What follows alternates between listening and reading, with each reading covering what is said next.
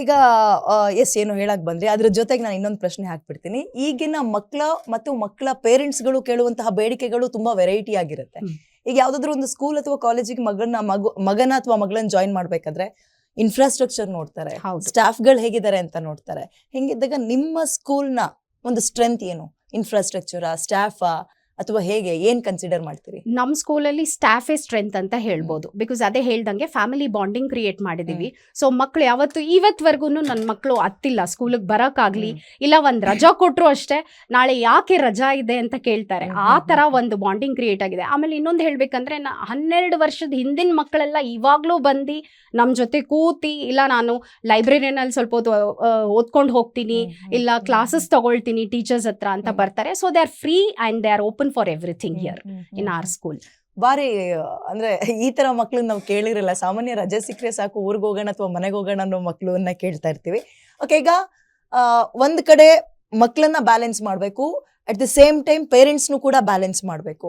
ಹೇಗೆ ನಿಮ್ಮ ಒಡನಾಟ ಹೇಗೆ ಪೇರೆಂಟ್ಸ್ ಜೊತೆಗೆ ನಿಮ್ಮ ಸ್ಕೂಲ್ನಲ್ಲಿ? ಮೇಡಮ್, ಮಕ್ಕಳು ಜೊತೆ ಬಾಂಡಿಂಗ್ ಕ್ರಿಯೇಟ್ ಆದಾಗ ಪೇರೆಂಟ್ಸ್ ಜೊತೆ ಬಾಂಡಿಂಗ್ ಕ್ರಿಯೇಟ್ ಆಗೋದು ಅಷ್ಟೇನು ಡಿಫಿಕಲ್ಟ್ ಅನ್ಸಲ್ಲ ನನಗೆ. ಯಾಕಂದ್ರೆ ಪೇರೆಂಟ್ಸು ಹಾಗೆ ಇದ್ದಾರೆ ನಮ್ಮ ಹತ್ರ. ಸೊ ಮಕ್ಕಳಿಗೆ ಇಷ್ಟ ಆಯ್ತು ಅಂದ್ರೆ ಪೇರೆಂಟ್ಸ್ಗೆ ಖಂಡಿತವಾಗ್ಲೂ ಸ್ಕೂಲ್ ಇಷ್ಟ ಆಗೇ ಆಗುತ್ತೆ. ಸೊ ನನ್ನ ಮಕ್ಕಳು ಅಲ್ಲಿ ಖುಷಿ ಆಗಿದ್ದಾರೆ, ಹ್ಯಾಪಿ ಆಗಿದ್ದಾರೆ ಅಂದ್ರೆ ಅವರು they will not think twice. So ಹಾಗಾಗಿ ಪೇರೆಂಟ್ಸು ಮಕ್ಕಳು ಇಬ್ರು ಖುಷಿ ಆಗಿದ್ದಾರೆ ನಮ್ಮಲ್ಲಿ. ಅವ್ರಿಗೆ ಏನೇ ಬೇಕಂದ್ರೂ ಪ್ರಾಬ್ಲಮ್ಸ್ ನಾನು ಯಾವತ್ತೂ ಸಿಗಲ್ಲ ಅಂತಾನೂ ಹೇಳಲ್ಲ. Being a principal or a secretary of the school, ನಾನು ಯಾವತ್ತೂ ಸಿಗಲ್ಲ, ಬಿಸಿ ಇದ್ದೀನಿ ಅಂತ ಹೇಳಲ್ಲ. ಏನೇ ಇದ್ರೂ ನಾನು ಅವ್ರಿಗೆ ಟೈಮ್ ಕೊಡ್ತೀನಿ. ಸೊ ಅವರು they are open to share their problems and we have found many solutions also to all their problems.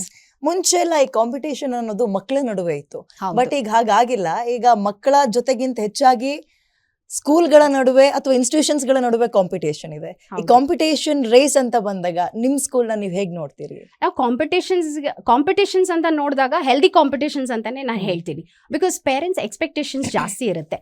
ಯಾಕಂದ್ರೆ ಅದೇ ಹೇಳ್ದಾಗೆ ಅವರು ಕಂಪೇರ್ ಮಾಡೋದೇನು, ಇಂಟರ್ನ್ಯಾಷನಲ್ ಸ್ಕೂಲ್ಸ್ ಆಗ್ಬೋದು, ಇನ್ನೊಂದು ಸ್ಕೂಲ್ಸ್ ಆಗ್ಬೋದು, ಆ ತರ ಕಂಪೇರ್ ಮಾಡಕ್ ಸ್ಟಾರ್ಟ್ ಮಾಡ್ತಾರೆ. ಸೊ ನಾವು ಒಂದೇ ಹೇಳೋದು, ಕಂಪ್ಯಾರಿಸನ್ ಮಾಡಕ್ ಹೋಗ್ಬೇಡಿ.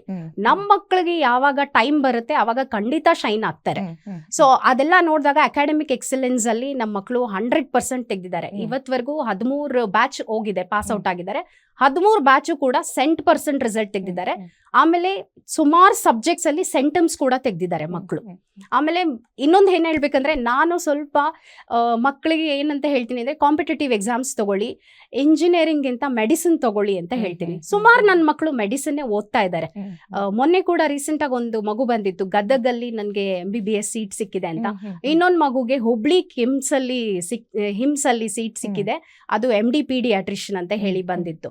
ಸೊ ಇದೆಲ್ಲ ನೋಡಿದಾಗ ಹೌದು, ನಾವು ಎಲ್ಲೋ ಒಂದ್ ರೀತಿಗೆ ಸಕ್ಸಸ್ ರೀಚ್ ಆಗ್ತಿದೀವಿ ಅಂತ ಅನ್ನಿಸ್ತಾ ಇದೆ.